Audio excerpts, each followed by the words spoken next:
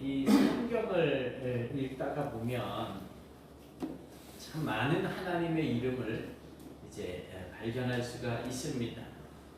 그만큼 하나님이 다양한 모습으로 우리에게 소개가 되고 있다는 것인데요. 일반적으로 우리가 흔히 아는 하나님이라고 하는 이름의 뜻, 엘로힘, 또 흔히 주라고, 이제 구약 성경에서는 엘로힘이라고, 여호와라고 하는 이 하나님의 거룩하신 이름을 마음 놓고 부를 수 없어서 그것을 이제 아도나이라고 발음을 합니다. 그래서 주라고 하는 뜻입니다. 그리고 하나님께서 자신을 소개하실 때 사용하신 이름 여호와, 나는 스스로 있는 자라고 하는 그 여호와라고 하는 이름으로 이렇게 소개가 되고 있습니다. 그런가 하면 사람들은 또 하나님의 이름을 지어서 부르기도 합니다. 자기가 체험한 은혜와 또 축복을 중심으로 하나님을 이제 별명을 지어서 부른 것입니다. 그 많은 하나님의 이름을, 그 별명을 정리를 해보면 두 개의 시리즈로 구분할 수가 있습니다. 첫째는 여호와 시리즈입니다. 준비하시는 하나님이라고 하는 뜻의 여호와 이레, 그리고 승리의 하나님이라는 뜻의 여호와 니시, 그리고 평강의 하나님이라고 하는 뜻의 이름 여호와 샬롬, 그리고 치유하시는 하나님 여호와 라파, 그리고 임재하시는 하나님 여호와 샴마라고 하는 이름으로 이렇게 이스라엘 백성들이 하나님의 이름을 별명으로 지어줍니다. 그리고 또 하나는 엘 시리즈예요. 엘. 보통 엘 하면 하나님이라는 뜻이거든요. 그래서 강하신 하나님이라고 하는 이름의 엘 엘리온, 전능하신 하나님이라는 뜻의 엘 샤다이, 그리고 이제 오늘 본문에 아주 특별한 이름이 소개가 되어지고 있는데 바로 질투하시는 하나님이라는 거예요. 그 질투하시는 하나님을 히브리어로 발음을 하면 엘 칸나가 됩니다. 그런데 이 이름은, 이 엘 칸나라고 하는 이 이름은 다른 이름들과는 성격상 차이가 있지 않습니까? 우선 하나님의 고유 명사가 아니어도 하나님께서 직접 지으셔서 알려주신 이름이라는 것. 보통 사람들이 승리를 주신 하나님 해서 뭐 여호와 니시, 뭐 전능하신 하나님 엘 샤다이 뭐 이렇게 부르는데, 이 엘 칸나라고 하는 이 이름을, 이 별명을 사람은 감히 지어드릴 수가 없는 내용이에요. 그런데 하나님께서 나는 질투하는 하나님이다 라고 직접 그 이름을 지어서 알려주신 거예요. 그런데 이 이름이 사실은 질투한다라고 하는 이 의미를 우리가 어감상 생각을 해보면 그렇게 자랑할 만한 어떤 내용은 아니잖아요. 하나님이 질투를 하시는 분이시다. 어떻게 보면 우리가 믿는 하나님이 좀 질투심이 강하신 하나님 이러면 다른 사람들에게 좀 창피하고 뭔가 수치스럽고, 우리가 하나님을 믿는다는 것 자체로 그런 느낌이 들 수 있을 만한 이름, 질투하시는 하나님이라는 거예요. 왜냐하면 정말 애매하게 나는 질투하는 하나님이다 이렇게 말씀을 하시기 때문에 그렇습니다. 그런데 성경을 보면 이 질투는 인간의 타락한 욕망에서 나오는 심리 상태입니다. 타락한 욕망에서 질투라고 하는 이 어떤 이제 단어를 우리가 만들어내게 되는 거죠. 창세기 4장을 보면 인류 최초의 살인 사건이 등장을 하죠. 아담의 아들들 가인과 아벨이, 이제 오전에도 잠깐 말씀드렸지만 이제 가인은 농사를 짓는 자고 아벨은 양을 치는 자인데, 각자 자기가 얻은 것으로 재물을 삼아서 하나님 앞에 제사를 지냈어요. 그런데 하나님께서 동생의 것을 받고 가인 자기의 것을 받지 않는 거예요. 하나님이 제사를 받는지 안 받는지를 알 수 있는 그런 어떤 이제 대목이겠죠. 그런데 이때 이 가인의 마음에 왜 내 거는 안 받아? 아벨 거는 왜 받아? 하면서 질투하는 마음이 일어났습니다. 그리고 결국 그 질투를 이기지 못해서 동생을 죽이고 맙니다. 아울하고 둘이 있을 때 그를 쳐서 죽였어요. 또 성경을 보면 질투는 악령에 사로잡힌 그러한 상황 속에서 이제 일어나게 됩니다. 사무엘상 18장을 보면 사울이 다윗을 죽이기로 작정하는 장면이 나오고 있습니다. 이제 다윗이 골리앗을 죽이고 개선을 하잖아요. 개선을 하는데 7절을 보면 이때 여인들이 하면서 다윗을 찬양을 하는데 왕의 사울은 사울이 죽인 자는 천천히요 다윗은 만만히로다. 다윗을 훨씬 더 크게 찬양을 해주고 있는 거예요. 이에 사울의 마음에 이 질투가 불일 듯 일어납니다. 그런데 악령이 사울에게 힘있게 내렸댔어요. 그랬어요. 하나님께서 부리시는 악령, 사탄도 하나님이 허락하시지 않으면 우리에게 어떤 일도 행할 수가 없습니다. 어쨌든 이 악신이 사울의 마음을 강하게 사로잡자 이제 그 조그만하게 살짝 불붙었던 그 질투심이 확 불이 일어나서 이제는 다윗을 죽이기 위해서 창을 들어서 던지게 됩니다. 이처럼 질투는 타락한 인간 그리고 악한 영에 사로잡힌 인간의 아주 연약한 또 다른 하나의 모습입니다. 그런데 하나님께서 이 수치스러울 법한 이 질투라고 하는 표현을 쓰시면서 하나님 자신의 이름을 지어서 부르라고 그렇게 말씀을 하시는 거예요. 엘칸나, 질투하시는 하나님이라고 부르라고 하신 것입니다. 도대체 왜 질투하는 하나님이라고 이름을 지으셨을까요? 왜 굳이 이 이름으로 하나님을 알려주셨을까? 그 이유를 생각해 보면서 오늘 우리에게 주시는 메시지를 한번 찾아보고자 합니다. 첫째는 하나님의 사랑을 나타내시려고 했다는 거예요. 하나님의 사랑을 나타내시려고. 하나님께서 질투하신다는 표현은 성경 여러 곳에서 발견됩니다. 주는 나의 신랑 나주의 신부 아까 우리 찬양했잖아요. 그런 관계죠. 오늘 본문을 비롯해서 이제 여러 많은 구절이 있지만 다 읽고자 하면 시간이 많이 걸리기 때문에 이제 두 구절만 일단 찾아 올려놨습니다. 출애굽기 34장 14절 또 출애굽기 20장 5절 말씀. 그런데 이 말씀을 보면 언제나 같은 상황을 전제로 이야기하고 있다는 거예요. 그것은 바로 하나님의 백성들이 우상을 섬기는 것을 전제로 삼는다는 거죠.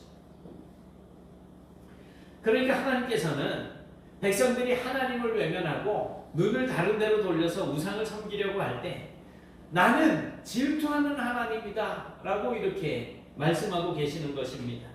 여기서 우리가 생각해야 할 것은 하나님께서 질투하신다라고 하실 때 그 질투가 일반적인 사람들의 질투하는 그 성격이 다르다는 것입니다. 전에도 말씀드린 적이 있는데 제천에 어느 큰 교회에 새 신자가 등록을 했어요. 의사예요. 그런데 이분이 신앙에 열심히 있는 분이어서 그저 교회에 열심히 일을 하고 있어요. 그런 모습들이 이제 목사님의 눈에 들어오기 시작하니까 이제 그분을 자꾸 그냥 앞으로 불러내서 일을 시키고 하다 보니까 이제는 다른 장로님들보다 더 많이 일을 하는 것처럼 그렇게 보이게 된 겁니다. 그런데 기존의 교인들의 눈에는 이 사람이 너무 나대는 것으로 보이는 거예요. 네가 뭔데? 교회에 나온 지 얼마 되지도 않은 사람이 너무 많은 일을 맡아서 하니까 결국 장로님들이 이분을 불렀어요. 그리고는 한마디 합니다. 나대지 마라. 나대지 마라. 자기들의 열심히 식어서 하지 않았던 그 굳은 일들을 이분이 나와서 그냥 막 열심히 하니까 그래서 그 목사님의 관심을 받는 것이 싫어서 나대지 말라는 말을 하는 거예요. 이게 바로 질투 아닙니까? 결국 그분 그 교회를 떠났다는 거예요. 부모의 사랑을 독차지하던 아이에게 동생의 탄생이라고 하는 것은 우리가 생각하는 것 이상으로 아주 심각한 위기입니다. 형에게. 그래서 형에게는 가족의 관심과 배려와 사랑을 자기가 독차지했었는데 조그만한 게 태어나가지고 내 동생이라 그러는데 모든 관심을 자기의 관심을 다 그 동생에게 빼앗겼다고 생각을 하는 거예요. 그래서 아무도 보지 않을 때 동생을 때리고 꼬집고 학대합니다. 때론 어리광을 부리기도 하고 평상시 끊었던 그 젖병을 물고 누워가지고 젖병을 빨고 또 옷에다가 그냥 오줌도 싸고 한마디로 동생에게 질투를 느끼고 있는 거예요. 저는 어렸을 때 저는 기억이 안 나는데 저희 어머니가 늘 하는 소리가 제 동생 눈을 이렇게 찌르고 앉아 있었대요. 이렇게 이만큼씩 쑥쑥 들어가요. 저도 참 제가 질투가 심했던 건지 뭐 저는 잘 모르겠는데 그랬다 그러더라고요.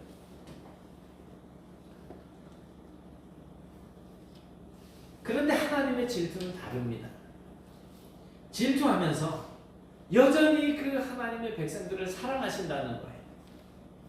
믿고 화가 나지만 자꾸 다른 데 눈을 돌리고 우상을 숭배하고 하는 그런 모습들 때문에 화가 나지만 이 백성들에게 화가 나고 미운 이유가 사랑하기 때문이라는 거지. 사랑이라고 하는 감정이 없으면 질투할 일도 사실은 없잖아요. 그러니까 하나님의 질투는 연인 사이의 질투와 같은 것입니다. 내가 그토록 사랑하는 그 사람이 나 아닌 다른 사람을 사랑하고 그쪽으로만 그냥 눈을 돌리고 자꾸 나를 버리고 간다면 질투가 불처럼 일어나게 될 것입니다. 내가 저 사람을 사랑하는 그 사랑이 크면 클수록 그 질투는 억제하기 힘들 정도로 폭발하게 될 것입니다. 하나님께서 질투하신다는 것은 하나님께서 우리를 연인으로 여기시고 계신다는 것이고 그만큼 사랑하신다는 뜻입니다. 여러분, 도대체 우리가 무엇이길래 하나님께서 우리로 하여금 질투를 느끼실 정도로 사랑하신다는 말씀입니까? 정말 솔직히 아까 우리 지선영 집사님도 잠깐 기도했지만 그냥 고집대로 살고 하나님의 말씀대로 살지 않으려고 하던 이런 정말 수치스러운 모습들을 감추고 있는데 그런 보잘것없는 형편없는 우리 그런 우리를 하나님께서 질투하실 만큼 사랑하고 계신다는 것. 이런 주님의 질투 속에서 우리를 향하신 그 하나님의 사랑을 깊이 깨달으시기 바랍니다. 내가 분명히 다른 짓을 하고 있는데 하나님이 나를 향해서 질투하시지 않으신다? 이건 문제가 있는 거예요. 내가 아무 일도 안 하는데 나한테 아무 징계가 없어. 이건 진짜 문제가 있는 거예요. 하나님께서 왜 질투하실까요? 두 번째로는 하나님의 요구를 나타내시기 위해서입니다. 하나님의 질투는 성경이 여러 차례 나타나고 있습니다. 대표적으로 이스라엘 백성이 광야 생활을 하는 동안에도 여러 차례 나타나고 있습니다. 출애굽기 24장에서 하나님께서 이스라엘 백성과 언약을 맺으셨습니다. 말하자면 하나님께서 이스라엘 백성과 결혼 예식을 거행한 것이라고 이렇게 보면 될 것 같습니다. 이때 하나님께서는 모세에게 언약서를 낭독하게 하시고 이스라엘 백성들에게 피를 뿌리게 하셨습니다. 말하자면 결혼 서약을 하게 하시고 또 선언을 하신 것입니다. 바로 이때 하나님께서 언약서 안에 첫 번째로 기록해서 강조하신 것이 이거예요. 네가 나의 백성으로, 네가 나의 신부로 하기 위해서 첫 번째 강조한 게 뭐예요? 너는 나 외에 다른 신을 내게 두지 말라는 것입니다. 다른 신을 섬기지 말라는 거예요. 그러면서 하나님은 질투하시는 하나님이라고 이렇게 말씀하고 계십니다. 민수기 24장을 보면 이스라엘 백성이 광야에서 행진을 하다가 시딤이라고 하는 곳에 머물게 되었는데 그곳에 머물면서 모압의 여인들의 미모에 마음이 흔들렸어요. 모압 여인들이 이쁘게 생겼었는가 보죠. 그 얼굴을 보고 이스라엘의 남자들이 자기 이스라엘의 다른 여인들보다 모압 여인들에게 마음을 빼앗겼어요. 그리고 그곳에서 그 모압 여인들과 사귀게 되고, 사실은 모압 여인들과 사귀면 안 돼요. 근데 사귀게 되고 음행을 저지르게 되었고, 결국 그 여인들의 손에 이끌려서 그들의 신전에 가서 그들이 섬기는 신 앞에 가서 제사까지 드리게 됩니다. 이때 하나님께서 이스라엘 백성들에게 연명을 내려서 수많은 사람들이 병에 시달려서 죽게 되었고, 그때 죽임을 당한 숫자가 24,000명이라는 것입니다. 그리고 모세에게 말씀하셨습니다. 백성의 수령들을 잡아서 태양을 향하여 여호와 앞에 목매어 달라. 그리하면 여호와의 진노가 이스라엘에게서 떠나리라. 이거 어마어마한 명령을 내리신 거예요. 하나님의 질투심이 폭발을 해버린 거예요. 계속해서 7절, 8절을 보면 아론의 손자 비느하스가, 한 이스라엘 남자가 미디안 여인과 음행을 저지르는 현장에서 들어가서 창으로 그 두 사람을 찔렀어요.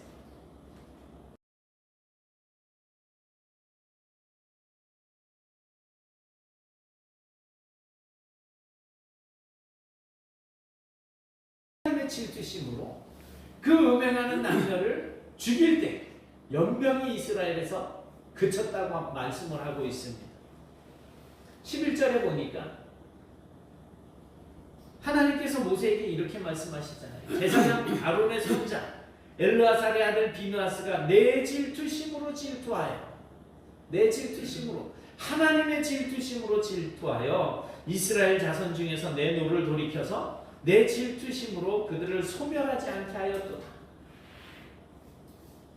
그리고 13절에 그가 하나님을 위하여 질투하여 이스라엘 자손을 속죄하였음이니라 라고 말씀을 하고 있습니다. 이스라엘 백성들이 하나님만을 섬기고자 했지만 살다 보니까 한눈 팔게 되고 또 마음이 흔들리게 되었습니다. 그때마다 하나님께서 백성들에게 말씀하십니다. 나는 질투하는 하나님이다. 눈 딴 데로 돌리지 말아라.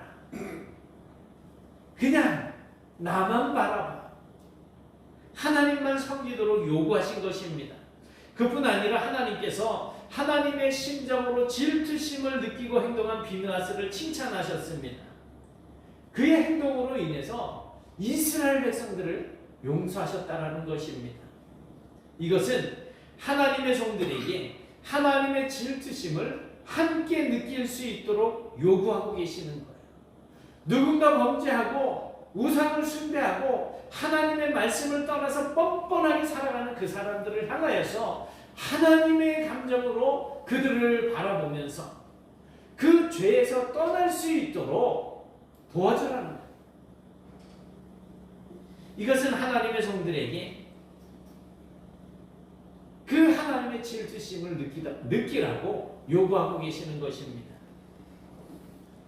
이처럼 하나님께서는 우리에게 요구하시는 것이 있습니다.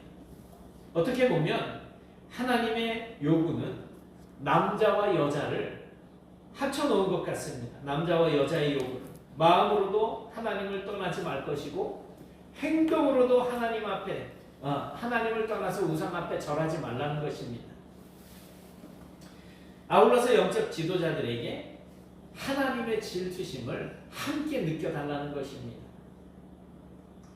여러분, 하나님의 질투라는 말 속에 담겨있는 이 하나님의 요구를 들으실 수 있기를 바랍니다. 네가 나를 사랑하느냐? 라고 하시는 주님의 음성을 들으실 수 있기를 바랍니다. 하나님의 요구에 정말로 충실한 신앙생활을 하실 수 있기를 기원합니다. 세 번째로는 하나님의 열심을 나타내시려고 한다는 거예요. 이 이름을 통해서. 질투라는 말은 아까도 말씀드렸지만 구역 성경에서 칸나라고 하는 말을 사용하고 있습니다. 칸나. 그래서 엘칸나, 질투하시는 하나님이라고 그렇게 합니다. 그런데 구약 성경에서 히브리어로는 칸나인데 신약 성경의 헬라어로는 젤로스라고 하는 단어를 쓰고 있습니다. 젤로스. 그런데 이 젤로스는 성경에서 두 가지 의미로 쓰입니다. 하나는 좋지 않은 의미로 사용되는 질투라고 하는 말이고, 다른 하나는 좋은 의미로 열심이라는 말입니다. 열심. 영어로는 발음이 거의 비슷한데 제 발음으로는 도저히 구분을 잘 못해드려서 그냥 써서 올렸습니다. 젤로스, 젤로스. 그놈이 그놈 것 해가지고. 하나는 질투, 하나는 열심이라는 뜻입니다. 그러니까 형용사로 질투라는 말이 형용사로 이렇게 쓰이게 되면 질투심이 강한이라고 하는 상태를 나타내주고 있는 것이고, 또 열심이라는 뜻을 가진 말이 형용사로 쓰여서 우리말로 번역을 하면 열심인이라고 이렇게 번역을 할 수가 있을 겁니다. 그러니까 하나님의 질투라는 말은 하나님의 열심과 통하는 말이에요. 하나님의 열심. 하나님의 질투 안에는 하나님의 우리를 향한 열심이 담겨 있다는 것입니다. 예전에 말괄량의 삐삐라고 하는 드라마를 봤던 적이 있어요. 뭐 벌써 한 30년 훨씬 넘었겠죠? 이 삐삐는 머리를 이렇게 그냥 해가지고 치마에 뭐 해가지고 그 삐삐 노래 어떻게 해요? 네? 삐삐 그래요? 기억이 잘 안 나. 어쨌든 간에 그런데 이 삐삐는 모든 거기에 출연하는 아이들의 이제 뭐 컨셉이지만 아이들의 부러움의 대상입니다. 왜냐하면 자기 멋대로 사는 소녀였었어요. 학교도 안 가고, 그러니 공부할 필요도 없습니다. 아침에 늦게 일어난다고 잔소리하는 부모도 없어요. 아빠는 온 세상을 돌아다니다 가끔 들어와가지고 나타나는 그런 모습으로만 보이는데 삐삐에게 그냥 마냥 잘해주기만 합니다. 세수 안 한다고, 밥 안 먹는다고, 밥 지저분하게 먹는다고 야단치는 사람도 없습니다. 그런데 이 아이는 그 큰 집에 늘 말과 함께 혼자 지내는 아이였습니다. 삐삐는 모든 아이들의 부러움의 대상이 되었지만 지금 생각해보니 삐삐는 그렇게 행복한 아이는 아니었던 것 같아요. 엄마들의 폭풍 잔소리 있잖아요. 빨리 일어나, 학교 가야지. 세수 안 해? 학교 늦겠다. 얼른 밥 먹어, 빨리 먹어. 이게 뭐 하는 짓이야 이거. 아이 빨리 씹어 삼켜. 뭐 이러면서 잔소리 막 있잖아요. 시험을 쳤어요. 90점 받았으면 잘한 거예요, 못한 거예요? 저 때는 90점이 엄청 잘한 거예요. 90점을 받아왔는데 95점 못 받아왔다고 잔소리. 95점 받아왔는데 100점 못 받았다고 잔소리. 제 기억에 초등학교 5학년 때 어떻게 하다가 이제 계속 10등 밖으로 제가 밀려나 있었어요. 아버님이 그러시더래요. 10등 안에 들면 축구공 사줄게. 10등 안에 들었어요. 7등인가 했어요. 안 사주시더라고요. 그러니까 공부가 이제 더 하기 싫은 거야. 95점 받으면 100점 못 받았다고 잔소리. 그런데 부모가 되고 나니까 우리 아이들이 숙제 안 하고 공부 안 하고 하면 잔소리가 나와요. 아이가 미워서 하는 걸까요? 아니죠. 사랑하기 때문에. 요거 기왕에 하는 것 좀 잘해야 이 아이가 나중에 더 잘 되는 걸 알잖아요. 그러니까 시킨단 말이에요. 그게 바로 엄마의 열심인 거예요. 그게 바로. 하나님도 마찬가지입니다. 우리를 사랑하시기 때문에 잔소리를 하시는 거예요.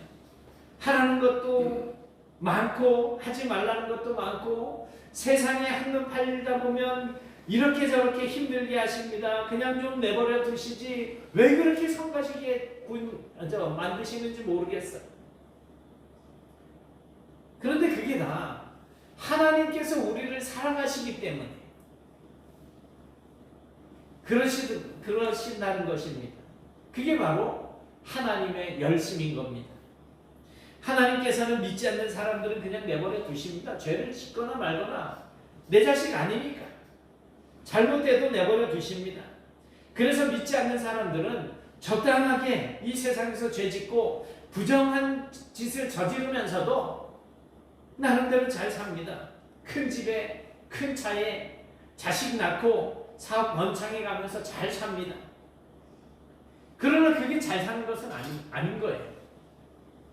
하나님께서는 이런 사람들에 대해서 마치 엄마가 모르는 아이, 남의 집 아이에게는 잔소리하지 않는 것처럼 그냥 버려두시는 거예요.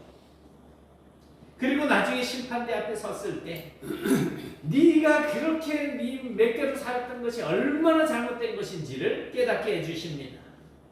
그러나 그 마지막 때에 깨닫게 되었을 때는 이미 때는 늦으리, 이미 돌이킬 수 없는 상황인 거예요. 여러분, 하나님께서 저와 여러분을 사랑하십니다. 그래서 힘들게 하시고, 그래서 잔소리 하시고, 그래서 고달프지만 믿음 생활 철저하게 하도록 이끌어 주시는 거예요. 아저 목사님은 어제 내가 한 일을 어떻게 알고 있을까?